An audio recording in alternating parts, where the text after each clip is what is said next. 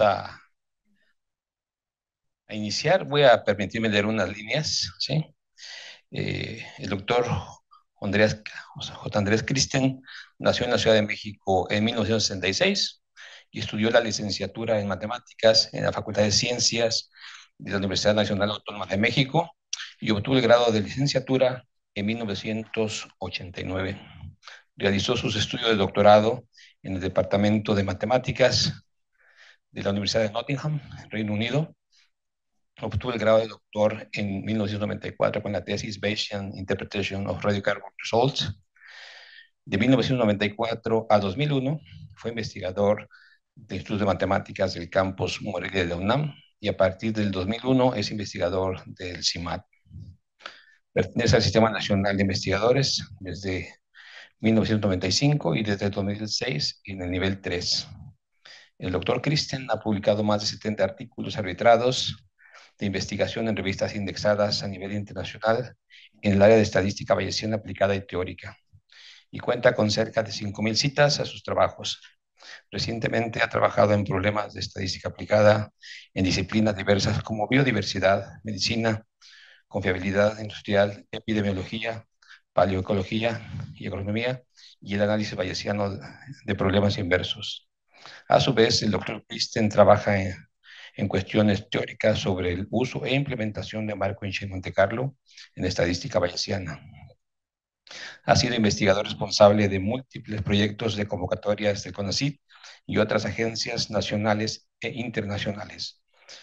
El doctor Christen ha supervisado a 9 estudiantes de doctorado y más de 25 de maestría y participa activamente en el programa de maestría y doctorado con especialidad de probabilidad y estadística del CIMAT, donde imparte cursos regularmente.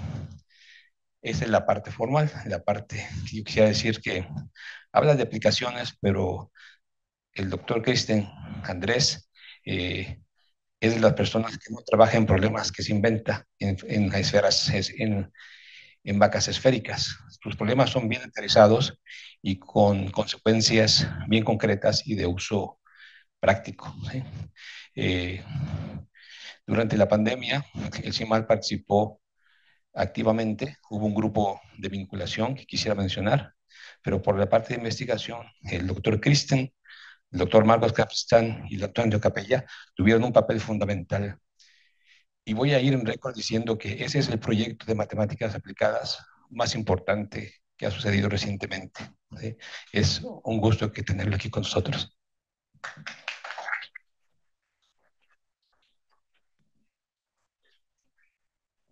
Gracias, Miguel Ángel, gracias por invitarme a esta muy querida Escuela Nacional de Optimización y Análisis Numérico.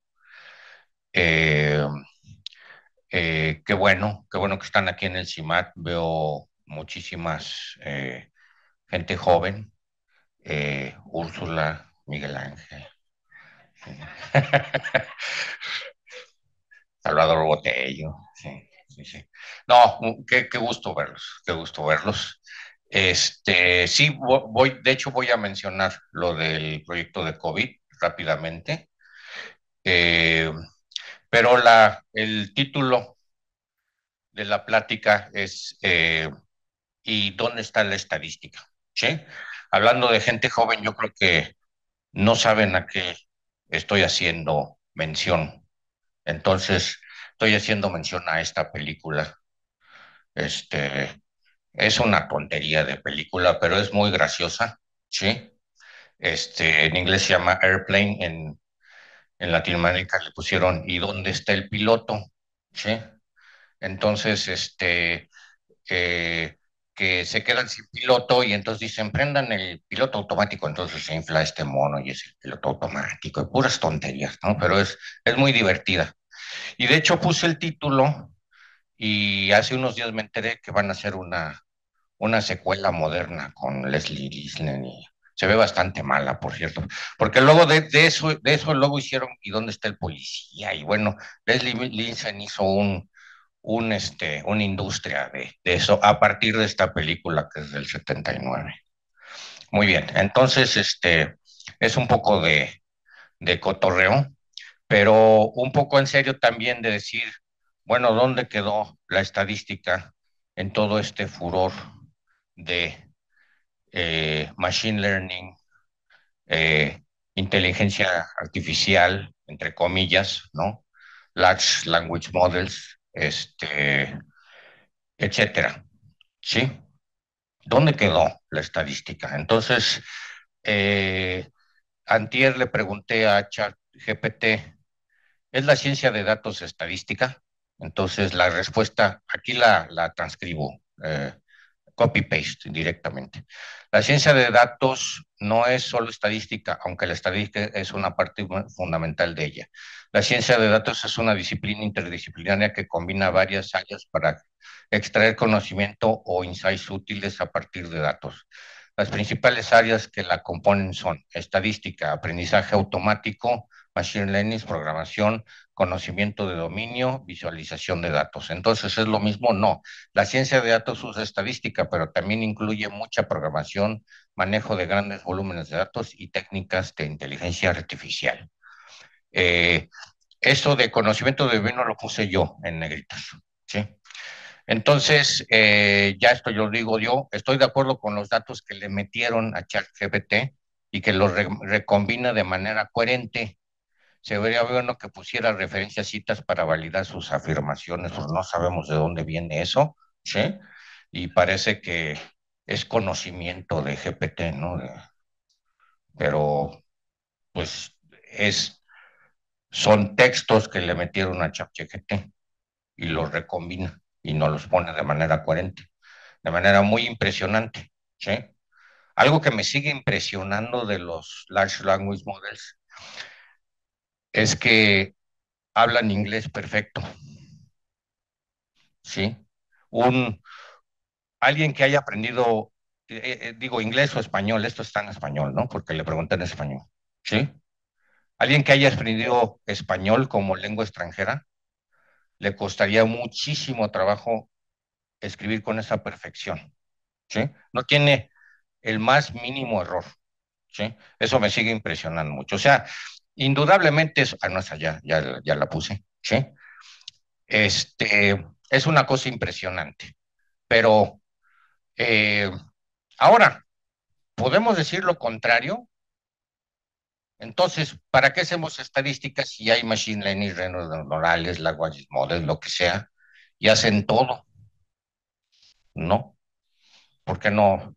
Cuando tengamos un problema, pues le preguntamos a GPT y a alguno de los que hay y ya no lo resuelve. O una red neuronal gigante y hace todo y ya, ¿no? Entonces, ¿dónde quedó la estadística, no? Entonces, les voy a presentar ejemplos de mi experiencia profesional, ¿sí? Eh, para tratar de ilustrar y tener un poco de perspectiva sobre esa pregunta, ¿sí? Eh, en la discusión puedo tener opiniones más contundentes, pero vamos a ver simplemente unos ejemplos ahorita, ¿sí? Entonces, lo empecé hace unos años con un colega en Montana, ¿sí? Este, no hay Big Data, de hecho, son unos cuantos datos, los pueden ver ahí, ustedes los pueden contar, ¿sí? No hay inteligencia artificial, no hay PyTorch, TensorFlow, nada de eso, ¿sí? Este, Sin embargo, sí se usa diariamente en la industria, ¿sí? Son parte de los estándares de la FDA, ¿sí? De, para ver contaminación o pureza en comida, por ejemplo, ¿sí? Eh, y es parte de la investigación académica científica desde el siglo XIX, ¿sí? Y resultó cuando yo me enteré hace unos años apenas, que no había un análisis estadístico satisfactorio, ¿sí? Cosa que es, pues escandalosa, ¿no? ¿Por qué? ¿Sí? Este, ¿Qué solución propusimos? Modelarlo correctamente con probabilidad e inferencia formal. Nada más. O sea, usar estadística hecha y derecha, ¿sí? Pero para eso, pues tienes que saber estadística, ¿sí? Los colegas estadísticos que lo tomaron, como que nomás hacían una cosa estandarizada, y ahorita vamos a ver. Entonces, ¿cómo funciona esto? Son experimentos de dilución. Tienes algo aquí que quieres ver qué tan contaminado está, ¿sí? Haces 3 repeticiones, aquí están las 3 repeticiones, y luego lo que se le ocurrió a Koch, el microbiólogo alemán, ¿sí? Fue decir, bueno, tomo 10% y lo paso aquí y lo diluyo, y luego 10%, así. Entonces, cada uno de estos tubos son diluciones del mismo, ¿sí? Y luego agarran con esta pipeta cibernética, ¿sí? Y ponen 5 gotas en esta caja de Petri, ¿sí? Y luego tienen otra para, esta es la dilución cero, 1, 2, 3, 4, 5, 6, 7, ¿sí? Tienen otra igual, ¿sí? Entonces, en un momento dado, cuando hay muchos bichos, se reproducen y se hace una bola, una plasta, ¿sí? Cuando hay menos bichos, tú puedes contar las colonias que forman. Ahí están los datos, ustedes los pueden contar, ¿no? Esta gota tiene 13 colonias, etcétera, ¿sí? Entonces, esta es la dilución 3. Si tengo una gota con 6 colonias, pues el principio es extrapolarlo para la dilución original, la solución original, ¿sí? Entonces, esto es, esta dilución es 10 a la menos 3 y luego 10 a la menos 3 es 10 a la menos 6. Entonces hay 6 millones acá de bichos. Así, un estimador así a la brava, a grosso modo, ¿sí? Porque de aquí a la pipeta es 1 entre 1000 y en este caso también es 1 entre 1000 porque es 10 a la 3, ¿sí? Entonces, 6 millones, ¿sí? Y ya con eso nos quedamos. Aquí hay un problema porque esta misma, esta misma dilución, este mismo punto, este tiene 13 millones y este tiene 9. Entonces, ¿qué hacemos? Oh, hacemos una red, le preguntamos a ChatGPT, ¿no? Tengo estas gotas y entonces no sé qué. ¿Sí? No, pues vamos a hacer un poquito de probabilidad, ¿no? A ver, entonces los colegas tomaban ese mismo estimador, esto es con log base 10, ¿no? Para que se note mejor, ¿sí? Tomaban ese mismo estimador y luego básicamente tomaban un intervalo de confianza con la varianza, ¿sí? El problema es que esta es nuestra solución, esta es la posterior, olviden las azules, ¿sí? Esta es nuestra posterior, ¿sí? Eh, a veces queda más o menos como la posterior, a veces se ve sobreestimado, a veces se ve muy sobreestimado y a veces es una tontería, ¿sí? Es una estupidez. ¿Por qué? Con conteos bajos, ¿qué sucede? El intervalo de confianza de 95% se va a negativos, ¿sí? ¿Cómo vas a tener un conteo negativo? ¿Sí? ¿Cómo vas a tener este número de bacterias negativas? ¿Sí? Y esto es lo que se viene haciendo desde hace 60 años, ¿no? Bueno, entonces, ¿cómo se soluciona esto? Así, según yo y mi colega, ¿sí? Que es, pues, la probabilidad de tener N K bacterias en la dilución K, condicionado a que tenías NK en la anterior, pues es una binomial. Pues con una cuestión clásica de tomas una bolsa y de la bolsa sacas bolas y no, pues es una binomial, tal cual. ¿sí? Y la probabilidad de obtenerlo es la dilución. Y luego, esta cosa de aquí es una cosa que vibra así, ponen el tubo de ensayo y se homogeniza completamente. Entonces eso te permite estar más o menos seguro de este modelo, ¿sí?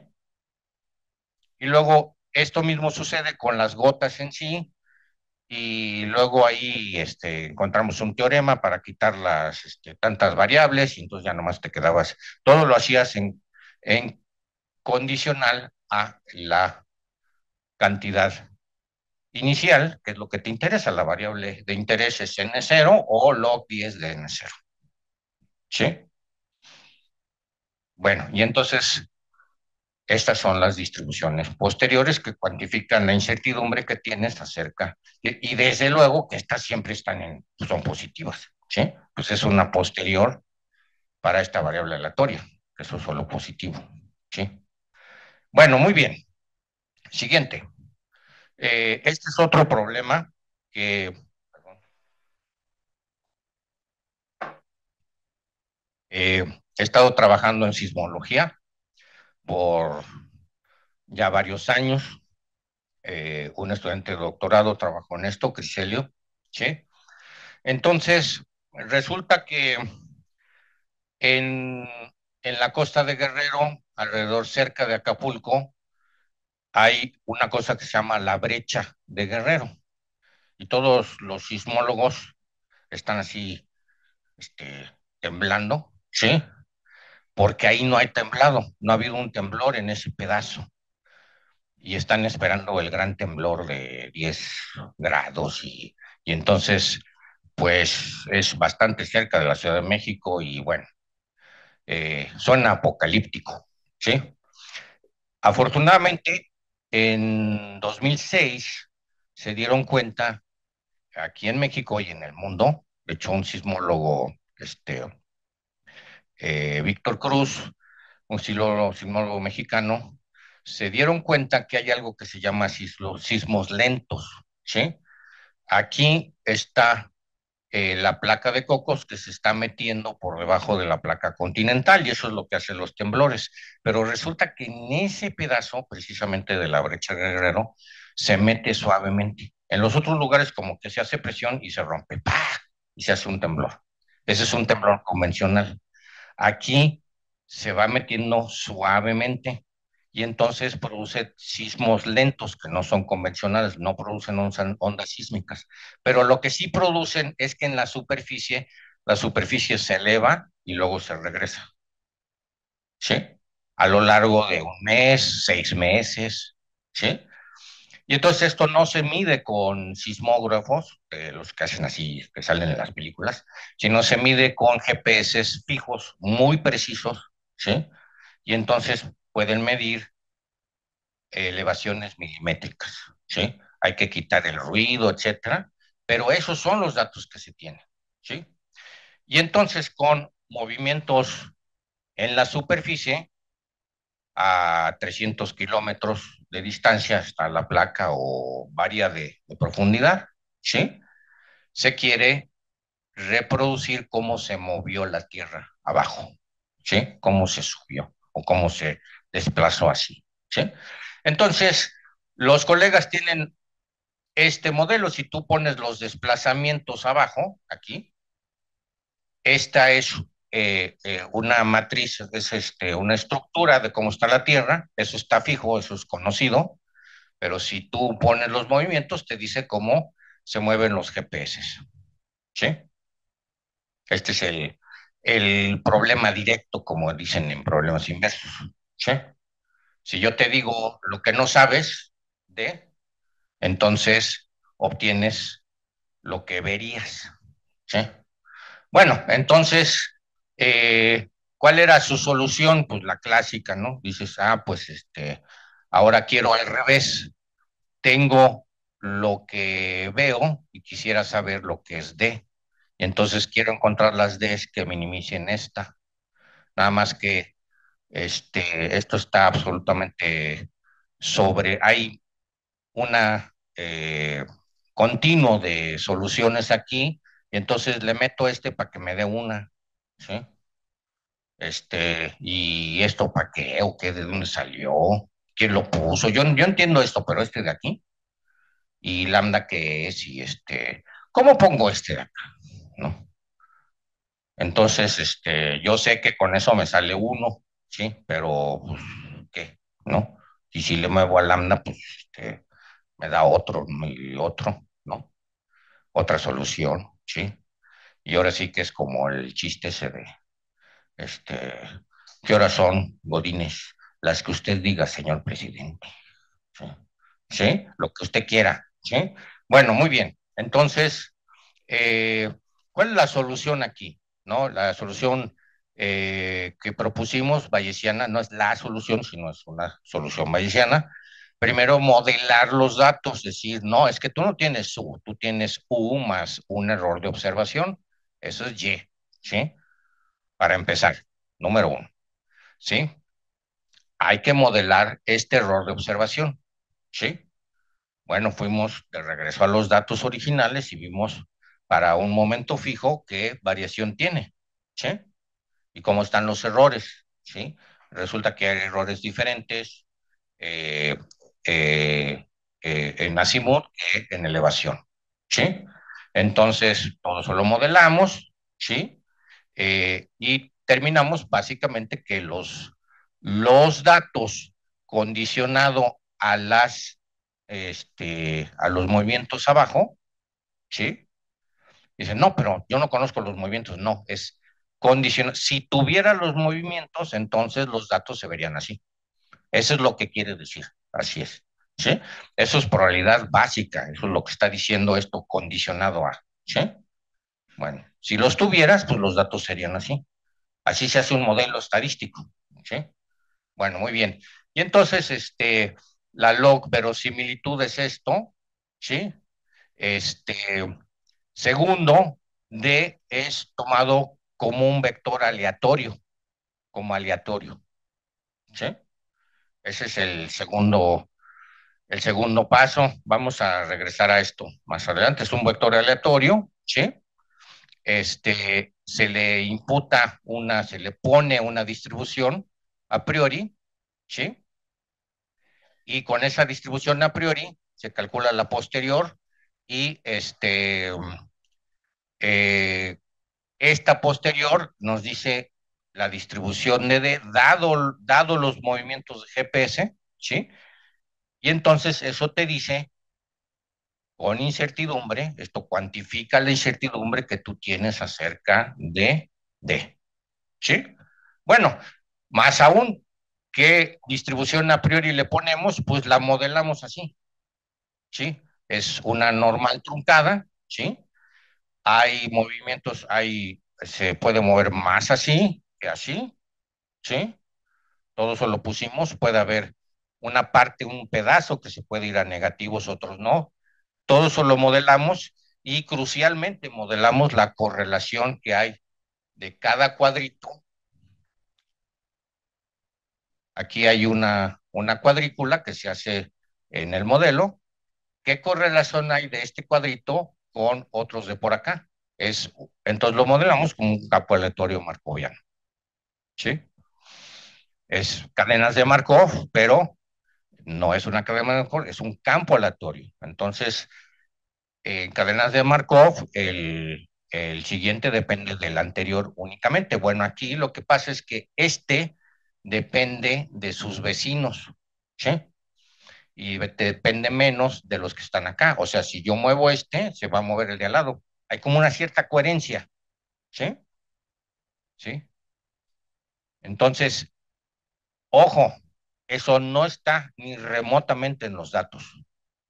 Eso no lo van a ver nunca en los datos. No está.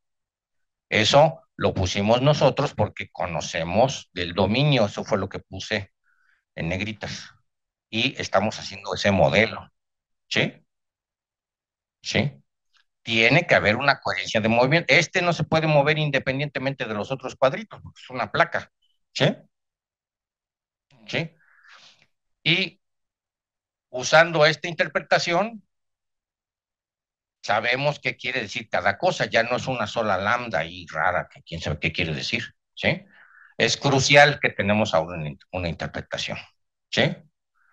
Matemáticamente, la primera parte se puede ver aquí, nada más aquí hay que restarle algo bueno, como le puse cero, aquí nada más hay que ponerle una sigma aquí. Y matemáticamente, para obtener el, el máximo de la posterior, para obtener un estimador puntual, matemáticamente es lo mismo. Pero ahora tenemos una interpretación de esto, ¿sí? Tenemos esta interpretación que nos dice qué quiere decir lo que le estamos poniendo allí, ¿sí? Entonces eso fue sumamente útil, ¿sí?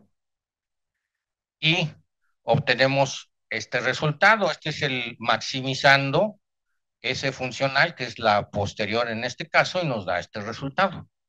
Y se ve muy coherente, muy bonito. Este es el movimiento, esto es donde más se movió, donde más se subió. Esto de aquí son los GPS, los datos de GPS, ¿sí? Esos son los vectores que se obtuvieron de esos movimientos. Y estas pequeñas islitas que se ven aquí son las predicciones que hace nuestro modelo y les pega perfectamente bien a todos, ¿sí? Ahora, sigue siendo un solo movimiento, ¿sí? Entonces, más aún, no solo tenemos este movimiento, sino tenemos qué tan seguros estamos de este movimiento, ¿sí? Entonces, es una distribución multidimensional, ¿sí? De alta dimensionalidad, ¿sí? Eh, Tiene dimensión como 1500, porque hay mil y tantos cuadritos, no me acuerdo cuántos, ¿sí? Entonces, ¿cómo representamos esa incertidumbre que está en la distribución de probabilidad? Entonces, para cada cuadrito le pusimos su coeficiente de variación, qué tan dispersa está. Es la media dividido entre la desviación estándar. ¿Qué tan disperso está alrededor de este punto? ¿Sí? Entonces, aquí se movió mucho y estamos bastante seguros. Aquí estamos menos seguros de lo que pasa que no se movió. ¿Por qué? Porque no tenemos datos. Los datos están a lo largo de la carretera. Ya han puesto más GPS, pero estos son de 2006. ¿Sí? Estaban a lo largo de la carretera México-Acapulco. ¿Sí? Bueno, muy bien. Entonces, siguiente. Un segundo.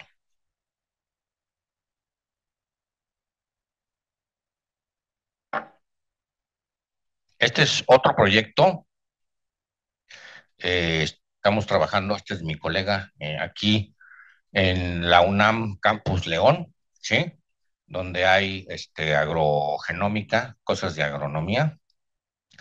Entonces, eh, resulta que el mejoramiento, esto es trigo, el mejoramiento de cereales, ¿no? Trigo, maíz o en general de plantas, pues lo que es clásico y muy fácil de ver es pues, cuánta comida produjo, cuánta masa drenada, ¿no? Todo eso se puede ver, qué tan alto están, qué tan rápido creció, todo eso se ve muy rápido, ¿sí? Lo que no se mide es, bueno, tienes estas nuevas plantas, ¿sí?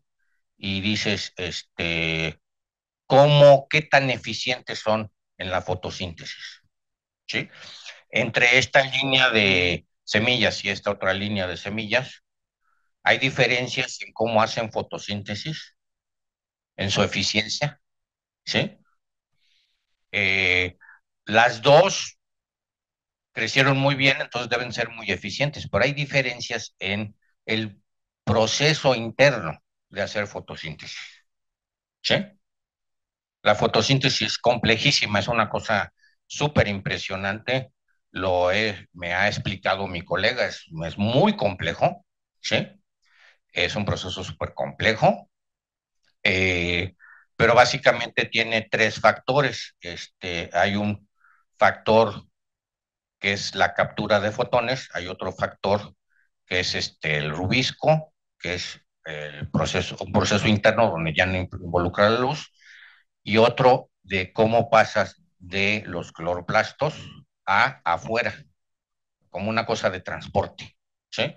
Que puedes tener, estar produciendo mucho, pero se te detiene la cadena de suministro porque no hay suficientes camiones, básicamente, ¿sí?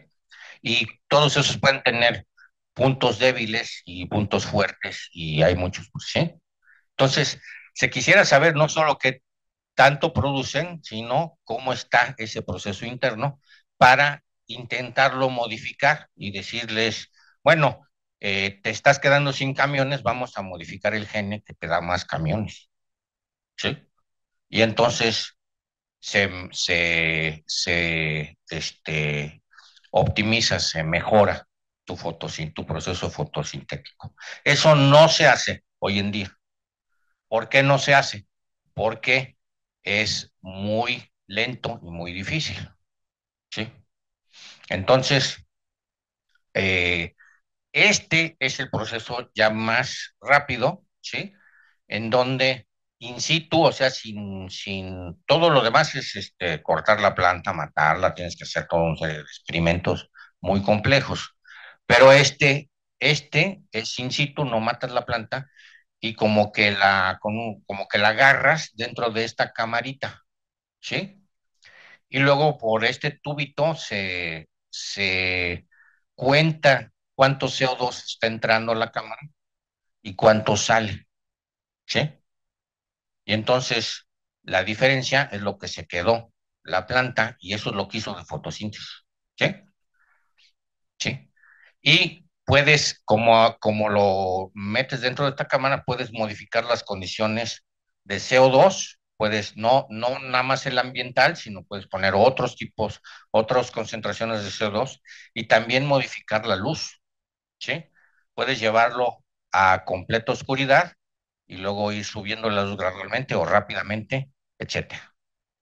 ¿Sí? Perfecto, muy bien.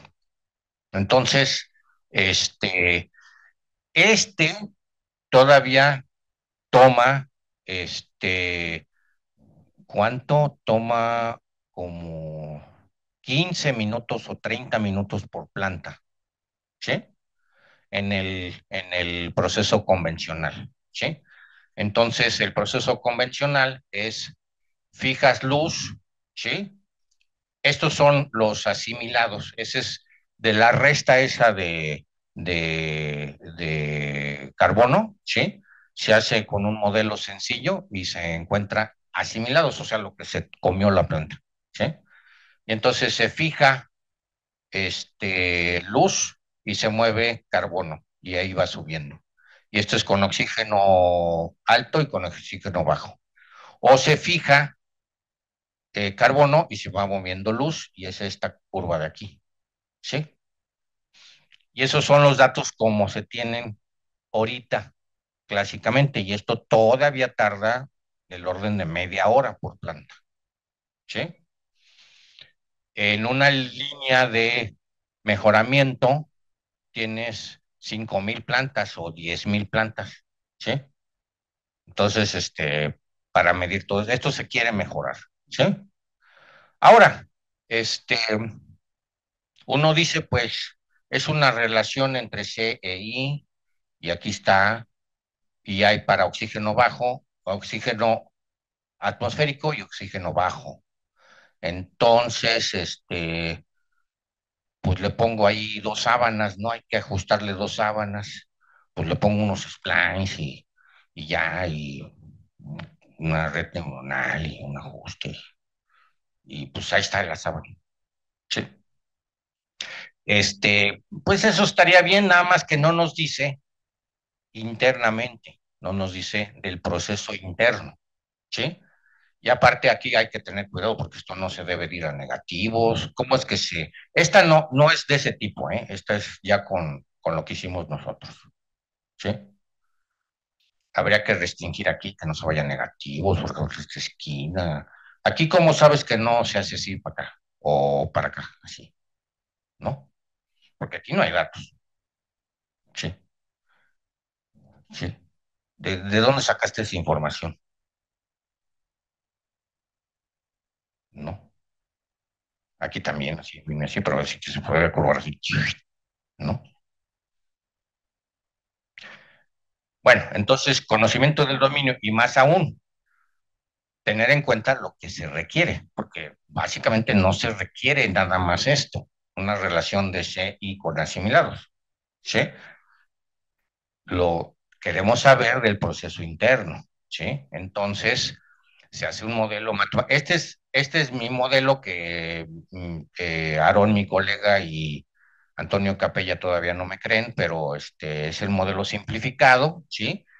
Y este tiene la parte lumínica y la parte no lumínica, y hay un cambio suave entre estos dos, ¿sí? Una ley de saturación, etcétera, pero aquí están, por ejemplo, BC Max o KC, son parámetros que tienen interpretación física y quisiéramos saber de ellos, ¿sí? De cómo se comparan con un estudiante, Uriel, de maestría, que ya está terminando aquí en la maestría en probabilidad estadística. eh, Utilizamos esto y comparamos poblaciones a ver si podemos distinguir con estos experimentos entre esos dos, ¿sí? Este, y entonces hacemos bayesiana y tenemos la distribución posterior, por ejemplo, de BC Max de los parámetros internos, ¿sí? ¿Sí? Y de modelar el proceso, resulta que nos salen estas sábanas, ¿sí? No es que dijimos, yo quiero poner una sábana, no, pusimos este modelo, se hace el ajuste y entonces, como está más o menos sensato el modelo, pues entonces salen las sábanas sensatas, pero no al revés. ¿Sí? ¿Sí? Este es un modelo mecanicista, como le dirían, ¿no? En algunos lugares. ¿Sí? O intenta serlo mecanicista, ¿sí?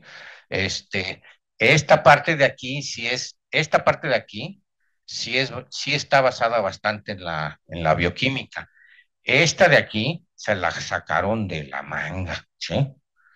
Sí, pusieron el chicharronero. De hecho, de veras, o sea, esto lo estoy proponiendo como una alternativa sencilla, ¿no? Pero usaron el chicharronero al revés y como se veía así, pues es ella. ¿Sí? ¿Sí? Bueno, pues el- somos matemáticos también, hay que modificarlo, hay que proponer algo nuevo, ¿no? Ok. Bueno, muy bien. Este, perfecto. Entonces, el modelo de COVID,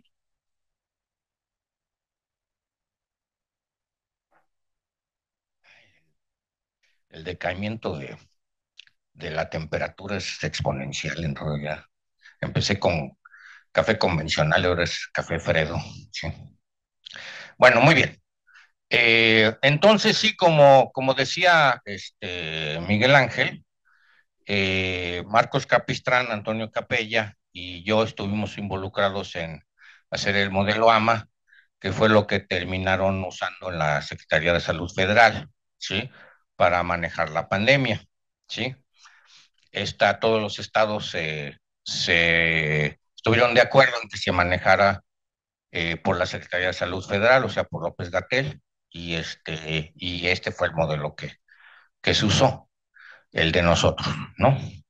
Entonces, eh, eh, sí están jóvenes, pero no tanto, entonces sí se acuerdan perfectamente bien, ¿sí? De la pandemia. Fue una monserga, especialmente para gente como ustedes que estaban en universidad o inclusive algunos yo creo que estaban terminando la prepa. Fue una monserga absoluta, ¿sí? Entonces, estábamos en abril, este es abril de 2020, ¿sí? Y ahí había que tomar decisiones, ¿sí? Entonces, lo que estoy presentando aquí es un estudio eh, retrospectivo, ¿sí?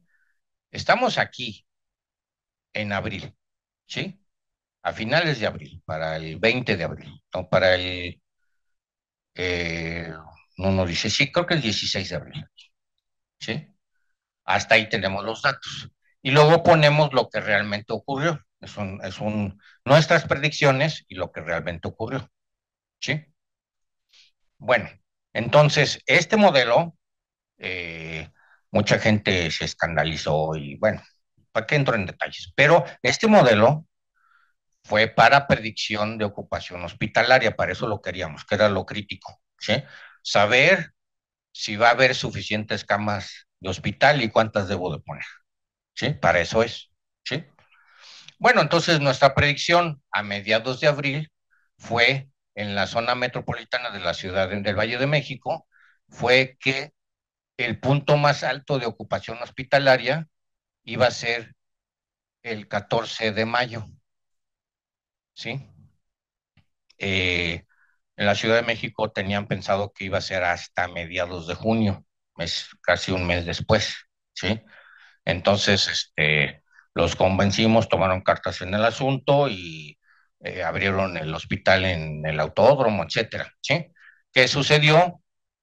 Esta es la mediana de la distribución predictiva posterior, aquí está. Este es el cuantil 10%, 25%, la mediana 75% y 90%.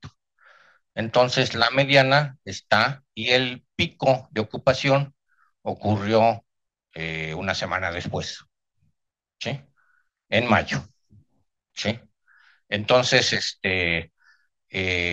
fue, en ese sentido, fue un gran éxito, porque para eso estaba hecho, para eso se hizo el modelo para ocupación hospitalaria, ¿sí?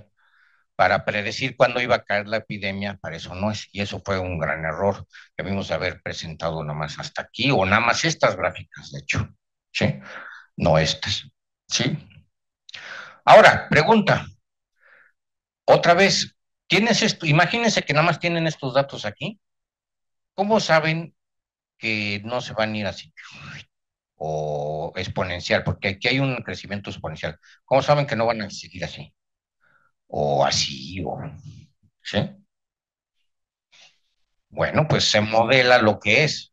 No son, o sea, no es que lleguen los datos y ya, los datos van a hablar. 5 minutos, perfecto. Sí, 7, ¿no? Empecé tarde. Ok.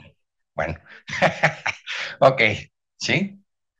Bueno, pues son datos de eh, reportes de infectados y decesos, ¿sí? Y en México fue, en nuestra opinión, la estrategia más inteligente de reportar solo la gente y sistemáticamente solo la gente que llegaba al hospital, ¿sí? Y eso te da la tendencia, ¿sí? Saber cuántos infectados hay en el país, pues tendrías que hacer 130 millones de pruebas cada semana, ¿sí? Eso es una tontería, eso suena muy bien con la gente, pero no sirve de nada, ¿sí? Entonces, mejor te concentras solamente en los que llegan al hospital y esos reportas, ¿sí? Entonces, no te dice cuántos infectados hay, pero te dice una tendencia y con eso puedes hacer un modelo matemático sistemático, ¿sí? Y te da estas estimaciones, ¿sí? Bueno, muy bien. Entonces, pues está basado en un modelo de susceptibles, este, infectados, los que no son sintomáticos, los que son sintomáticos, los que van al hospital, los que pasan a terapia intensiva, los que pasan a piso, los que pasan a segunda, los que se mueren, los que se recuperan, ¿sí? Es un modelo clásico de compartimentos, clásico, ¿sí? Y luego hacemos, ahí están las ecuaciones diferenciales, hacemos inferencia bayesiana, ¿sí? Y salió el artículo en Plus One, ahí está, ¿sí? Y entonces por eso tenemos estas estimaciones, ¿sí?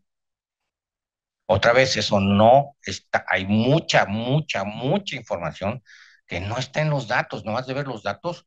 Si yo agarro, no les digo lo que son y se los echo así, pues quién sabe qué va. No, pues yo digo, como es crecimiento exponencial, se va a decir, "Shh", y en 3 semanas el mundo entero se va a acabar, ¿no? Porque es crecimiento exponencial, ¿sí?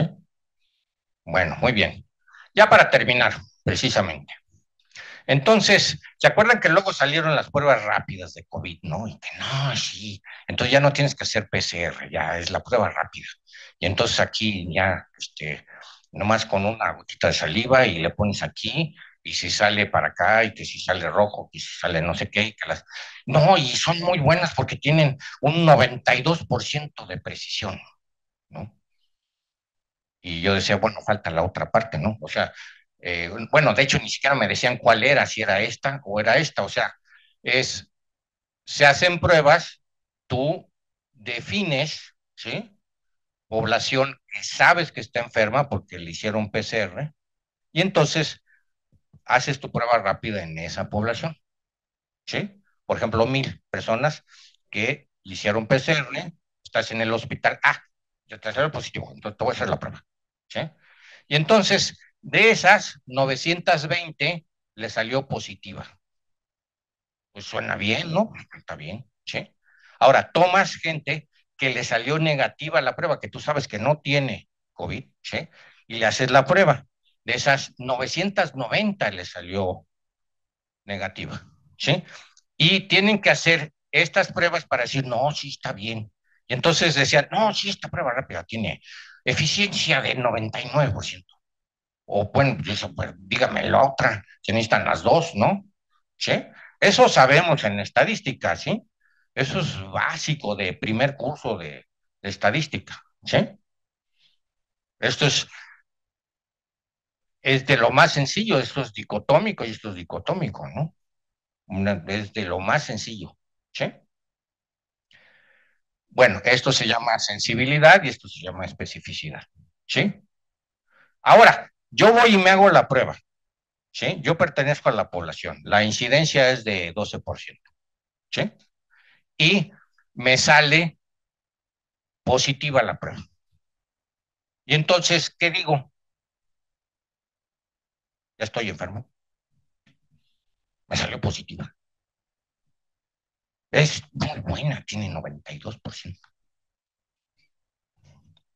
Como una prueba que supuestamente sacaron en, si digo o no digo, ¿en dónde? Es mi alma mater, no puede ser, nuestra Úrsula. En la Facultad de Ciencias sacaron. Entonces decía, si te sale positiva, pues hazte el PCR para comprobar. Si sale negativa, también te lo haces para comprobar. Bueno, entonces, ¿qué onda? ¿Sí estoy enfermo? O sea, es una variable dicotómica aquí y otra acá. No puede haber cosa más sencilla, ya más sencillo es imposible, ya se vuelve una trivialidad. ¿Sí? ¿Cómo respondemos esto? ¿Dónde quedó la estadística? Que por cierto, frecuentistamente no se puede hacer esto. ¿Sí? Entonces, usamos Bayesiana, usamos el teorema de Bayes para calcular que lo que pasa es que así, esto no es lo que queremos, ¿sí? Lo queremos al revés, lo que queremos es la probabilidad de que yo esté enfermo dado que me salió la prueba positiva. Aquí está al revés, ¿sí? Bueno, entonces usamos el teorema de Bayes, este es el a priori, este es de alguna manera solo nos fijamos, bueno, nos tenemos que fijar en esta línea que es condicionado a que me salió la prueba positiva, ahí está, el producto, y ya le quitas el número que pensaste y ya salió. ¿Sí? ¿Sí? Entonces, la probabilidad de que yo esté enfermo, dado que me salió la prueba positiva, es 0,9262. Y entonces, ¿estoy enfermo? Aquí hay un pequeño problema, porque yo estoy hablando de la probabilidad de que yo esté enfermo, pero por otro lado, pues digo, bueno, o estoy o no estoy enfermo, como que la probabilidad, ¿sí? Entonces, ¿qué quiere decir?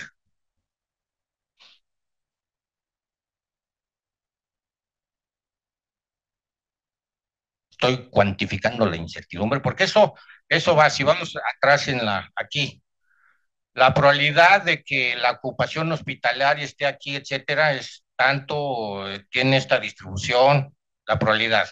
Aquí la probabilidad de que BC Max esté entre 35 y 38, ahí está, ¿sí? Vamos más atrás. La probabilidad de aquí también, la probabilidad de que las CFUs estén entre 8 y 9, y si no le pongo esto de aquí, le puedo calcular un intervalo, cualquier probabilidad puedo calcular. Entonces, ¿qué quiere decir probabilidad? ¿sí? Bueno, muy bien. Entonces, hay que ir a las bases, epistemología, de qué estoy hablando cuando, ¿qué quiere decir incertidumbre? ¿Sí? Y en este sentido, bayesiano, ¿qué quiere decir probabilidad? ¿Sí? ¿Cómo cuantifico incertidumbre? ¿Sí? ¿Dónde quedó la estadística? Está en todas partes. Lo que pasa es que la metemos por debajo del tapete, nos hacemos mensos, no contestamos las preguntas relevantes, nos preguntan una cosa, contestamos otra, decimos, etcétera. ¿Sí? Pero está metida allí. Si no sabemos probabilidad, estamos en un problema.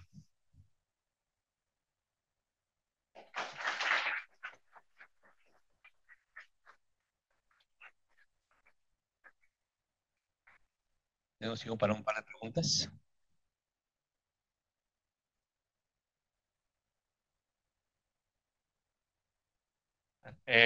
Hola, ¿qué tal? Buenos días. Yo tengo una duda. Bueno, estaba mencionando el modelo AMA, ¿no? Que bueno, es para lo de ocupación hospitalaria y todo eso, pero aquí la pregunta que yo quiero hacer es, ¿por qué no se utilizó el modelo SAFE, por ejemplo, como para establecer alguna tendencia o algo así? De hecho, aquí está SEIR. Ahí está, SEIR. ¿Sí? Es un modelo SEIR, tal cual, con lo que dijiste tú. Nada más que, aquí está, SEIR, nada más que este se parte en dos y se incluye la dinámica hospitalaria. Ahora, permíteme, ahora, no funciona para ver la caída. ¿Por qué? Porque se van relajando las medidas de distanciamiento, ¿sí? Y se fueron relajando y entonces hubo más infectados, ¿sí? Entonces esto lo modificamos con que había puntos de cambio e íbamos cambiando, había puntos de cambio en la tasa de contacto, ¿sí? Ese es el modelo AMA2, de hecho, sí, sí. ¿Alguna otra pregunta?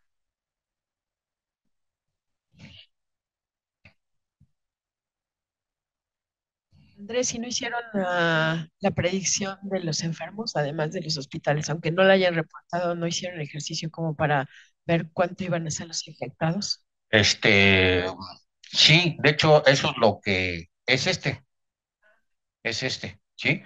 Esta parte funciona bien, ¿sí? Pero luego aquí, a mediados de junio, hay puntos de cambio, ¿sí? Y y entonces se empiezan a relajar las medidas y es muy difícil ver la caída, ¿sí? Estos son de los infectados, ¿sí? Aquí se ve bien, aquí se ve la predicción de la acumulación, que si va a aplanarse la curva y no sé qué, aquí está, ¿sí? Sí. Pero eso, ¿para qué te sirve? Es pues para tener tranquila a la gente, pero eso no era el problema, no era el problema. Lo crítico era tener camas de hospital suficientes. Eso era lo crítico. Todo lo demás, no, es que hay 30,000, hay 300,000 y no sé qué. Bueno, ¿y cuándo, no, cuándo se va a acabar? Era una pregunta muy relevante, pero eso sí, no, este modelo no lo podía decir, ¿sí? Como tal. Y eso fue un error que cometimos, ¿sí? Pero lo crítico era tener las camas de hospital, porque ya habíamos visto lo que había pasado en otros lugares, que llegó gente joven, en buena condición de salud, que si la atendía se salvaba y no había lugar y se moría en el corredor. Eso les pasó en China, les pasó en Europa, ¿sí? Eso es exactamente el punto crítico del manejo de la epidemia, ¿sí? Entonces, esto era el punto crítico, ¿sí? Ahora, funcionó muy bien, inclusive con el gran pico que hubo en enero de 2021, ¿sí? De todos modos, nuestras predicciones estuvieron bien. Ahí lo que pasó es que había suficientes camas de hospital, pero se acabó el oxígeno. O sea, era no solo camas de hospital, sino los implementos, lo que involucra la cama de hospital. Sí. Me cedo la última pregunta. ¿Y dónde está la solución numérica de ecuaciones diferenciales? Ah, sí. Muy bonita pregunta. Eh, Aquí funcionó muy bien. Utilizábamos LSODA, que es una cosa automática que decide entre Adams Passport y Adams, que si es Steve, que si no es Steve. Funcionaba súper bien, pero estas son ODS, o sea, esta parte está fácil. Este, Tengo otras cosas que con PDEs, ¿sí? Y precisamente ahorita en lo que estamos trabajando es que simplemente no puedes hacer la inferencia bayesiana, no puedes, porque el solver de PDE te toma mucho tiempo. Entonces, en lo que estamos trabajando es en hacer un modelo sustituto, evaluar la PDE solo en algunos lugares y de ahí extrapolar, pero controlar correctamente el error, ¿no? Eh, Aquí si vamos para atrás, por ejemplo, en este caso, ¿sí? Inclusive aquí, este sistema puede ser tan enorme que puede ser prohibitivo esto. Entonces, ¿qué pasa si yo sustituyo con uno simplificado que sea una aproximación burda? ¿Qué le pasa a mi posterior? ¿Se destorlonga todo o se mantiene fijo? Entonces ahí tenemos que demostrar teoremas de estabilidad de la posterior, ¿sí? Que los discutí contigo muchas veces hace 10 años, ¿sí? Cómo esto es estable, hasta qué punto le puedes mover, ¿sí? Al forward map, ¿sí? Todo eso está controlado y resulta que puedes tener mucho más error de lo que en análisis numérico se tolera o se quiere, ¿sí? ¿Por qué? Porque tienes el error de observación. Entonces, básicamente, un error en el forward map lo puedes borrar, lo puedes no borrar, sino oscurecer porque tienes error de observación. Entonces, igual no necesitas un forward map tan preciso. Y ese es el punto. Y entonces, que no se puede porque el MSMC va a tardar un año, ¿sí? A cosas que tardan una hora, ¿no? Entonces, sí se puede. Eso es lo que estamos haciendo con Surrogates.